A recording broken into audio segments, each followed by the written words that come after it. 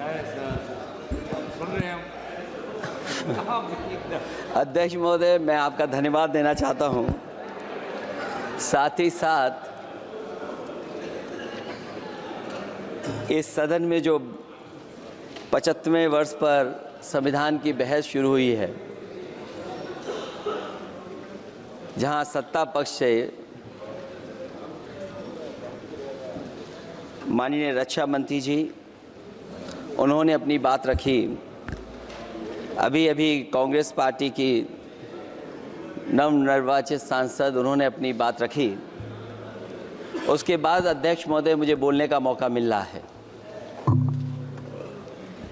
मैं सबसे पहले लाखों लाख लोग जो भारत देश की आज़ादी में जिन्होंने अपनी जान न्यौछावर कर दी, देश आज़ाद हुआ। आज़ादी के बाद बाबा साहब भीमराव अंबेडकर जी और तमाम हमारे वरिष्ठ लोगों ने इस संविधान को देने का काम किया। मैं उनको याद करने के साथ साथ जो आज 13 तारीख जिस दिन हम आप सदन में बैठे हैं, एक ऐसी घटना घटी थी, अगर उस समय सुरक्षा कर्मियों ने अपनी सूझबूझ के साथ, बहादुरी और साहस के साथ अगर उन आतंकवादियों को मुकाबला न किया होता तो हमारे देश के बहुत सारे महत्वपूर्ण नेता जो उस समय सदन में थे, न जाने क्या परिस्थिति बनती। मैं उन बहादुर जिनकी जान गई उनका याद करता हूं, वहीं श्रद्धांजलि भी देता हूं। मैं इस संविधान की चर्चा पे जहां खड़ा हुआ हूं, मैं बाबा भीमराव अंबेडकर जी उनको श्रद्धांजलि अर्पित करते हुए जिन्होंने संविधान को देने का काम किया। हमारा संविधान जो तैयार हुआ है, उनकी प्रबुद्ध दृष्टि का परिणाम है कि हमारे पास न्याय, स्वतंत्रता, समानता और बंधुत्व के सिद्धांतों पर आधारित एक महान संविधान हमें मिला है। भारत राज्यों का एक संघ है और हमें विविधता में एकता पर गर्व है। ये हमारा संविधान ही है जिसने भाषाई, क्षेत्रीय, धार्मिक और जातीय विविधता वाले हमारे देश को एक साथ रखा है। ये संविधान डॉक्टर अंबेडकर जी ने कहा था कि संविधान की सफलता इस पर निर्भर करेगी कि हम उसके अनुसार कैसे काम करते हैं। ये देखना है, विधायिका, कार्यपालिका और न्यायपालिका की जिम्मेदारी है कि इस महान देश का शासन हमारे संविधान में निहित उच्च सिद्धांतों के अनुसार चलाया जाए। डॉक्टर अंबेडकर ने कहा था, मैंने तो संविधान निर्माण का दायित्व बहिष्कृत वंचित वर्गों को अधिकार दिलाने के लिया है। ये वही संविधान है जो समय समय पर हमारा रक्षा कवच बनता है। अध्यक्ष महोदय, ये संविधान हमारी ढाल है, संविधान हमारी सुरक्षा है, संविधान हमें समय समय पर शक्ति देता है। संविधान ही देश की 90% शोषित, उपेक्षित, पीड़ित, वंचित जनता के अधिकारों का सच्चा संरक्षक है। ये संविधान ही हमारा बड़ा मददगार है। इसलिए ये हमारे जैसे लोग और देश के कमज़ोर लोगों के लिए और खासकर पीढ़ी के लिए संविधान की रक्षा जन्म मरण का विषय है। संविधान ही लोकतंत्र की प्राणवायु है और जहां बाबा साहब भीमराव अंबेडकर जी ने इतना शानदार अच्छा संविधान दिया, वहीं डॉक्टर अंबेडकर ने स्पष्ट कहा था, जो हमारे माननीय मंत्री जी ने भी सत्ता पक्ष से वो बात रखी और कहा था, संविधान कितना भी अच्छा हो यदि उसे लागू करने वाले लोग अच्छे नहीं होंगे तो परिणाम अच्छे नहीं निकलेंगे। इसलिए अध्यक्ष महोदय, इस संविधान पर लगभग 75 वर्ष में के बाद भारत की संसद में फिर चर्चा हो रही है। मैं कई महत्वपूर्ण बिंदुओं पर अपनी बात को रखना चाहूँगा। अध्यक्ष महोदय, हमारे संविधान की प्रस्तावना संविधान का निचोड़ है। सरकार के उद्देश्यों और लक्ष्यों को स्पष्ट उल्लेख है प्रस्तावना में। मैं प्रारंभ करता हूं संपूर्ण प्रभुत्व संपन्न समाजवादी धर्मप्रिय लोकतांत्रिक गणराज्य से। आज अध्यक्ष जी, सीमाओं की रक्षा करना संप्रभु का प्रथम कर्तव्य है। और अध्यक्ष महोदय, जिस देश की सीमाओं की सुरक्षा में जहां पर समय समय पर सेंध लगती हो, और हमारे माननीय मंत्री जी बेहतर जानते होंगे कि कई जगह पर हमारी सीमाएं सिकुड़ रही हैं। हमारे संसदीय मंत्री राज्य अरुणाचल प्रदेश में चीन के बिल्कुल बगल में रहते हैं। अध्यक्ष महोदय, ये जानते होंगे कि हमारे पड़ोस में कितने गांव बस गए हैं, न जाने कितना वहां पर गांव की तरह घर बसा दिए गए हैं। लद्दाख की तरफ अभी दोनों देशों की सेनाएं पीछे हटी हैं। हम अपनी सीमा में ही पीछे हटे हैं, और चीन जो हमारी सीमा में अंदर आ गई थी, वो हमारी सीमाओं से ही आंशिक रूप से पीछे हटी है। और अध्यक्ष महोदय, उस सीमा के पास एक रिजांगला मेमोरियल बना था।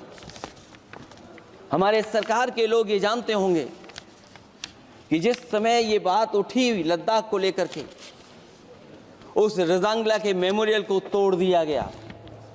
आज वो रिजांगला मेमोरियल वहां नहीं है। और उस लड़ाई के लिए अध्यक्ष महोदय, हमारी फौज के लिए कहा गया था कि हमारी वो बहादुर फौज है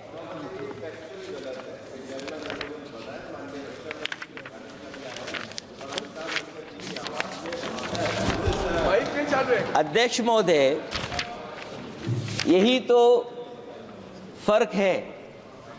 कहां पर था, कहां पर बना अब।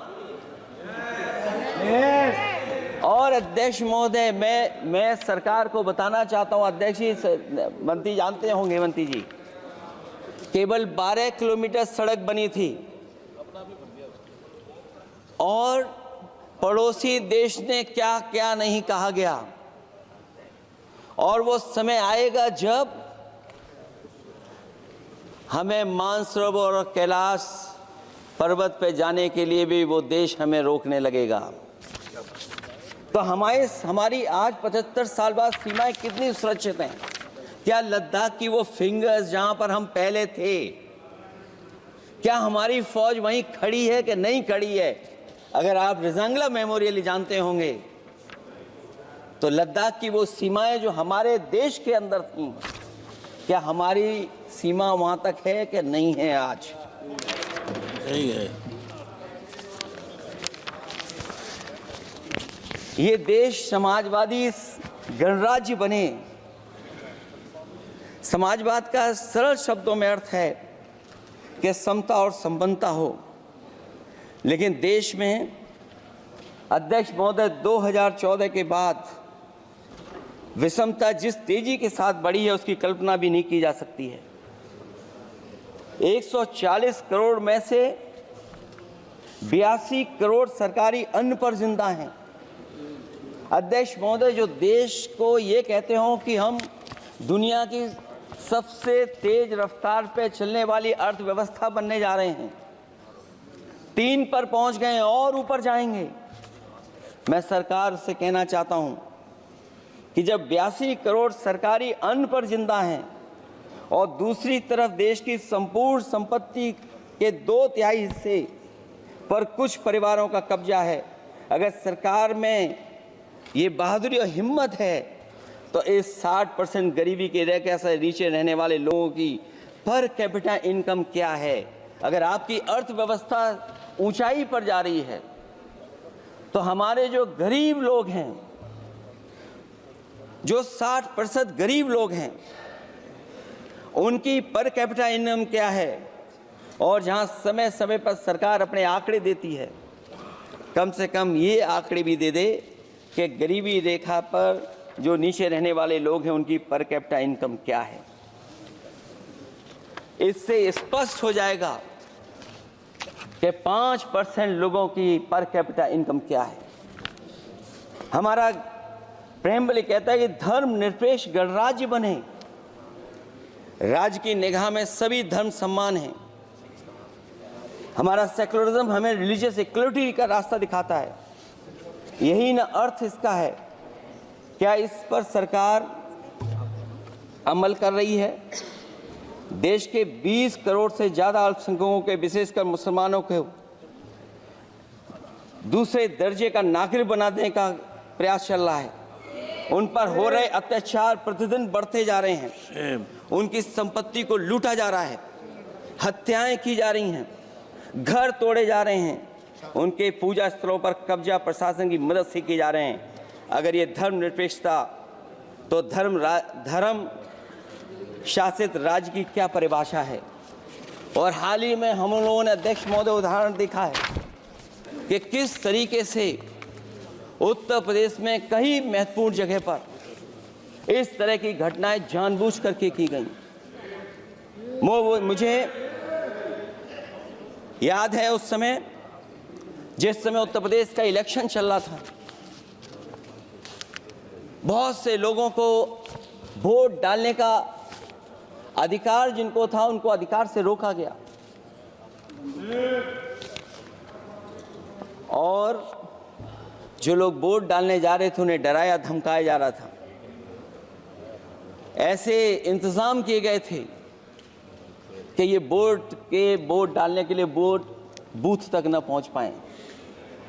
वो तस्वीरें अध्यक्ष महोदय न केवल हम लोगों ने देखी, बल्कि पूरे देश और दुनिया ने देखी होंगी कि किस तरीके से उत्तर प्रदेश की सरकार के प्रशासन के इशारे पर एक पुलिस के अधिकारी ने महिलाओं को वोट से डालने से रोका और रिवॉल्वर दिखा करके कहा कि वोट डालने नहीं जाओगे। मैं उन बहादुर महिलाओं को बधाई देना चाहता हूं कि उन्होंने परवाह नहीं की। उन्होंने कहा कि इससे कुछ जान जाने वाली नहीं, अगर जान भी जाएगी तो हम वोट डाल करके आएंगे। क्या यही लोकतांत्रिक गणराज्य है?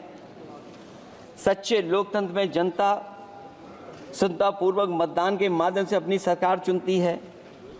क्या हम सही अर्थों में लोकतांत्रिक व्यवस्था में जी रहे हैं, जहां सरकार मशीन और सरकारी मशीनरी के जरिए जहां चाहे अपनी सरकार बना लेती है, जनता के मत का कोई अर्थ नहीं रखे हैं, वह लोकतंत्र नहीं कहा जा सकता है। यह व्यवस्था जब तेजी से लोकतंत्र में तानाशाही की तरफ बढ़ रही है, हिटलर ने भी तो जनता द्वारा चुने जाने के बाद संविधान में संशोधन करके तानाशाही कायम कर दी थी। हमारी सरकार भी उसी के समांतर चलने का प्रयास कर रही है। प्रस्तावना में अध्यक्ष महोदय सामाजिक, आर्थिक और राजनीतिक न्याय दिलाने की बात है। अध्यक्ष महोदय, मैं जब सरकार की तरफ से माननीय मंत्री जी को सुन रहा था, उन्होंने जाति जनगणना को लेकर के कहा कि जाति जनगणना कराना चाहें तो करा लें। हम लोग तो उस पक्ष के धर लोग हैं, अगर आप करा सकते हैं तो आप कराइए। नहीं अध्यक्ष महोदय, जब कभी भी हम लोगों को मौका मिलेगा तो जाति जनगणना कराने का काम हम लोग करेंगे। सामाजिक न्याय समाज के अनुसूचित जाति, अनुसूचित जनजाति और अन्य पिछड़े वर्गों को न्याय दिलाने का बड़ा अस्त्र आरक्षण था, उसे समाप्त कर दिया गया है। आउटसोर्सिंग और कॉन्ट्रैक्ट बेसिस पर थोड़ी बहुत नौकरियां जो दी जा रही हैं, उनमें दलितों और पिछड़ों का कोई आरक्षण नहीं है। शिक्षण संस्थाओं और विश्वविद्यालय में प्रोफेसर्स और वाइस चांसलर के चयन के समय इनके आगे लिख दिया जाता है, एक नया शब्द का इजाद हुआ, NFS, नॉट फाउंड सुटेबल। सरकारी उपक्रम भेज दिए, प्राइवेट उपक्रमों में कोई आरक्षण नहीं है। अध्यक्ष महोदय, शिक्षा मंत्री जी सूची जारी करें, और अगर ये बात कहीं भी गलत है तो शिक्षा मंत्री जी सूची जारी कर दें। देश के सभी केंद्रीय विश्वविद्यालयों के वाइस चांसलर की ओर प्रोफेसर्स की एक, मैं तो कहूंगा अध्यक्ष महोदय कि शिक्षा मंत्री जी अगर ये सूची जारी कर दें कि जितनी भी सेंट्रल यूनिवर्सिटीज़ हैं और उनके माध्यम से जितने भी प्रोफेसर्स का अपॉइंटमेंट हुआ है, सब बात साफ हो जाएगी। आप केवल देश के 10% लोगों को ही ख्याल रख रहे हैं, बाकी 90% लोगों का आप ख्याल नहीं रख पा रहे हैं। और जाति जनगणना कभी जाति में भेदभाव नहीं बढ़ाएगा अध्यक्ष महोदय। जाति जनगणना जातियों के बीच दूरियां कम करेगा और तमाम हमारे ऐसे समाज के लोग जिनको न्याय नहीं मिला, जिनको अधिकार नहीं मिला है, अध्यक्ष महोदय कम से कम जाति जनगणना के बाद उन्हें अधिकार और सम्मान दिलाने का काम भी हो सकेगा। इसलिए हम इसके पक्ष में हैं।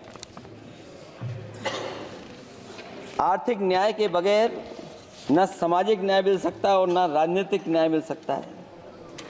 गरीबी का नाजायज लाभ उठाकर धन्ना सेठों की सरकार चुनाव में पैसा बांटकर राजनीतिक न्याय का भी अपहरण कर लेती है। कर्ज में डूबी बड़ी आबादी महाजन के दबाव में अपनी इच्छा के खिलाफ वोट देने को विवश हो जाती है। चुनाव में सत्ताधारी दलों द्वारा पैसे की भरमार के चलते कोई सामान्य कार्यकर्ता चुनाव नहीं लड़ पा रहा है। बड़े पैमाने पर धनवान चुनकर आ जाते हैं। पैसे के बल पर जब तक आर्थिक विषमता समाप्त नहीं होती, लोगों को राजनीतिक न्याय मिल नहीं सकेगा।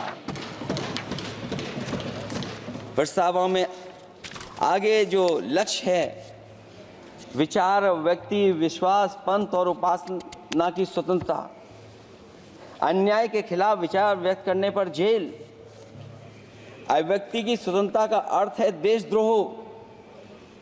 अगर भाजपा के मत के नहीं हैं, दूसरे धर्म के हैं तो प्रताड़ना के हकदार हैं।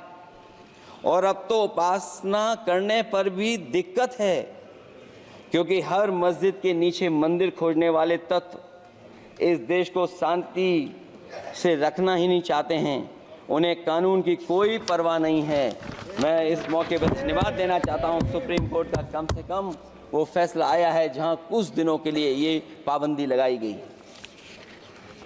व्यक्तियों की गरिमा और देश की एकता और अखंडता को सुनिश्चित करने वाली बंधुता, ये विभाजनकारी नीतियां संविधान की प्रस्तावना के उस उद्देश्य से जरा भी मेल नहीं खाती है। व्यक्ति की गरिमा लिंचिंग से धूल दूषित हो चुकी है। उद्योगपति सरकारी आतंक से परेशान हैं, हो करके अपनी पूंजी समेटकर देश छोड़ गए हैं और लगातार जा रहे हैं। अध्यक्ष महोदय, आज़ादी के बाद उद्योगपति कभी इतने भारत छोड़ करके नहीं गए होंगे, देश छोड़ के नहीं गए होंगे जितने इनकी सरकार में चले गए हैं। अगर व्यक्ति की गरिमा सुनिश्चित हो तो कोई व्यक्ति क्या अपनी मातृभूमि को छोड़ करके जा सकता है। सरकार इस पर आत्मचिंतन करे। अगर आपसी मतभेद पैदा करके एक दूसरे के प्रति अविश्वास पैदा किया जाएगा तो क्या देश की एकता और अखंडता के लिए एक अशुभ संकेत नहीं होगा।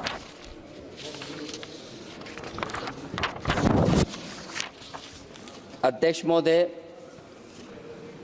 आर्टिकल 14 कानून के समक्ष समानता, भारत के अंदर किसी भी व्यक्ति को राज्य कानून के समक्ष समानता को डिनाई नहीं कर सकता है।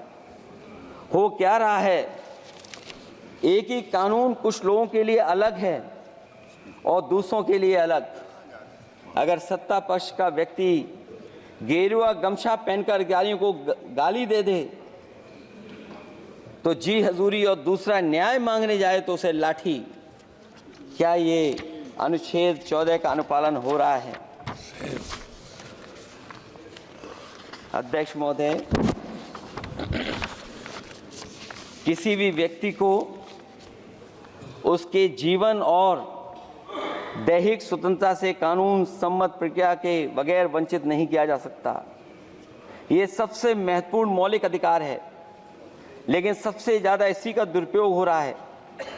फर्जी मुठभेड़ में हत्याएं, जेल के अंदर हत्याएं और पुलिस अफरीक्षा में हत्याएं।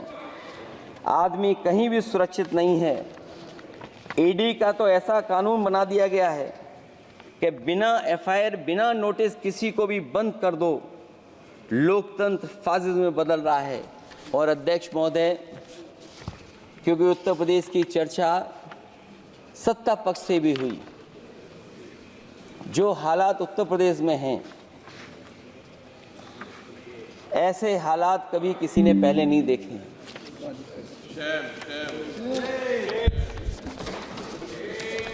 जहां पर कानून की समय समय पर धज्जियां उड़ रही हैं। और अध्यक्ष महोदय, केवल एक घटना नहीं मैं कहना चाहता हूं, ऐसी तमाम घटनाएं हैं जिनके बारे में मैं कह सकता हूं। आज़ादी के बाद अगर हम 75वें वर्ष में इस बात पर चर्चा करें संविधान पर, और आए दिन लोगों को न्याय मांगने के लिए आत्मदाह करना पड़े, तहसील हो वहां पे आत्मदाह, जिलाधिकारी हो वहां पे आत्मदाह, न्याय मांगने के लिए अगर मुख्यमंत्री आवास में जाना पड़े वहां पे आत्मदाह। सोचिए हम किस दिशा में जा रहे हैं। और अध्यक्ष महोदय, किसने नहीं देखा कि टीवी पे चलते हुए लोगों की जान ले ली गई? लाइव देखा है सबने। ये कहां का न्याय है? न केवल वो, बल्कि पता नहीं अध्यक्ष महोदय, हमारा प्रदेश कस्टोडियल डेथ में सबसे आगे जा रहा है, महिलाओं के उत्पीड़न में सबसे आगे जा रहा है। ये मैं नहीं कह रहा हूं, अध्यक्ष महोदय, ये सरकार के आंकड़े बता रहे हैं। और न केवल इन चीजों में आगे जा रहा है, बल्कि आजकल जो नए जमाने का डिजिटल इंडिया है, अगर साइबर अपराधों में सबसे आगे कोई प्रदेश दिखाई दे रहा है तो वो उत्तर प्रदेश दिखाई दे रहा है। ये अलग बात है अध्यक्ष महोदय कि कभी कभी जो डबल इंजन की सरकार चलने वाले जो दावा करते थे, पहले इंजन टकराते थे, अब तो डब्बे भी टकराने लगे हैं। Double engine single driver. और होड़ लगी हुई है कि कभी किसी ने दिल्ली का रास्ता किसी माध्यम से अपनाया था, उसी रास्ते पे चल करके आगे बढ़ना चाहते हैं। इससे खराब इस लोकतंत्र में और क्या हो सकता है? जिन लोगों ने ये कहा हो कि हम नौकरियां दे देंगे, आज नौकरियां कहां हैं? रोजगार कहां हैं? और अध्यक्ष महोदय, अगर वादा किया जाए नौकरी और रोजगार का, इन्वेस्टमेंट का, और सपने बड़े दिखाए जाएं, ये बात मैं इसलिए कह रहा हूं कि माननीय मंत्री जी भी उसी प्रदेश से आते हैं, प्रधानमंत्री जी भी उसी प्रदेश से आते हैं। आज कई मायनों में, कई आंकड़ों में उत्तर प्रदेश पीछे दिखाई दे रहा है। जहां रोजगार के सवाल पर, जो सरकारी नौकरियां इसलिए नहीं क्योंकि आरक्षण न देना पड़ जाए, इसे सरकारी नौकरियां नहीं हैं। आए दिन पेपर आउट, पेपर लीक, न केवल पेपर लीक है बल्कि जानबूझ करके पेपर लीक कराया जाता है जिससे कि परीक्षा रद्द की जा सके। और जो अग्निवीर वाला सवाल था वो आज भी वैसा ही का वैसा है। हम लोग अग्निवीर वाली व्यवस्था कभी स्वीकार नहीं कर सकते हैं। जो पहले भर्ती जैसी होती थी अध्यक्ष महोदय, अगर वैसी ही भर्ती होगी तो हमारी सीमाएं और सुरक्षित होंगी, हमारे और नौजवान जाकर के देश की असली पक्की वर्दी पहनने का काम करेंगे। ये अध्यक्ष महोदय कैसी चर्चा संविधान की जो है बिना प्रधान की।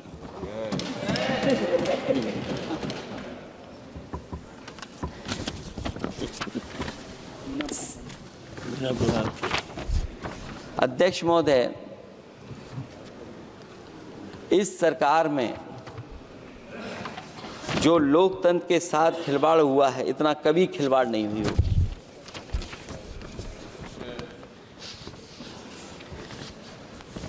संविधान को परतंत्र बनाकर जो लोग राज करना चाहते हैं, उनके लिए आज़ादी का अमृतकाल सिर्फ एक जुमला है।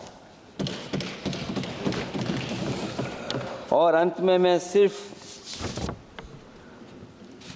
एक ही बात कहना चाहता हूं कि संविधान बचेगा तो न्याय बचेगा, और न्याय बचेगा तभी सबको बराबर मान सम्मान, सबको बराबर मौके मिलेंगे, भेदभाव भी मिटेगा। और भेदभाव का भाव भी इसलिए आज फिर से संविधान को बचाने के लिए एक और करो या मरो आंदोलन की ज़रूरत है। इसलिए अध्यक्ष महोदय, हम आपको भरोसा दिलाते हैं, पिछले चुनाव में भी बहुत सारे सत्ता पक्ष के माननीय लोग ये कहते थे कि हमें इतनी सीटें मिल जाएंगी तो हम संविधान बदल देंगे। अध्यक्ष महोदय, मैं आपके माध्यम से जनता का धन्यवाद देना चाहता हूं कि उन्होंने 400 पार के नारे को गिरा दिया और विपक्ष को इतनी ताकत दे दी कि इनकी जो सपना था संविधान बदलने को, उस सपने को तोड़ने का काम किया। अध्यक्ष महोदय, बहुत सारे साथी इधर के ही उधर हैं, अगर उधर वाले इधर आ गए उसी दिन ये सत्ता से बाहर हो जाएंगे। अध्यक्ष महोदय, आखिरी में मैं कुछ लाइनें कहकर के अपनी बात खत्म करना चाहता हूं। न मेरा है न तेरा है, ये हिंदुस्तान सबका है, नहीं समझी गई ये बात तो नुकसान सबका है। हजारों रास्ते खोजे गए उस तक पहुंचने के, मगर पहुंचे हुए ये कह गए भगवान सबका है। जो इसमें मिल गई नदियां वो दिखाई नहीं देती महासागर बनाने में, मगर एहसान सबका है। अनेकों रंग खुशबू नस्ल के फल फूल पौधे हैं, मगर उपवन की इज्जत आबरू ईमान सबका है। हमें उम्मीद है कि इस चर्चा के बाद बाबा साहब भीमराव अम्बेडकर जी का दिया हुआ संविधान को बदलने का सपना नहीं देखा जाएगा। साथ ही साथ डॉक्टर राममनोहर लोहिया, जिन्होंने समाजवादी आंदोलन का रास्ता दिखाया, नेताजी ने जो संघर्ष कर करके हम लोगों को उस जगह पहुंचाया, वहीं लोकनायक जयप्रकाश जी ने इस देश को आगे बढ़ाने के लिए समय समय पर संपूर्ण क्रांति का आह्वान देकर के जागरूक किया। मैं उन सबको याद करते हुए एक बार फिर अध्यक्ष जी आपका बहुत बहुत धन्यवाद देता हूँ। Shri Kalyan Banerjee. Thank you, the Honorable Speaker, sir. First of all, we pay respect and homage to the security personnel who had sacrificed their life for protecting of this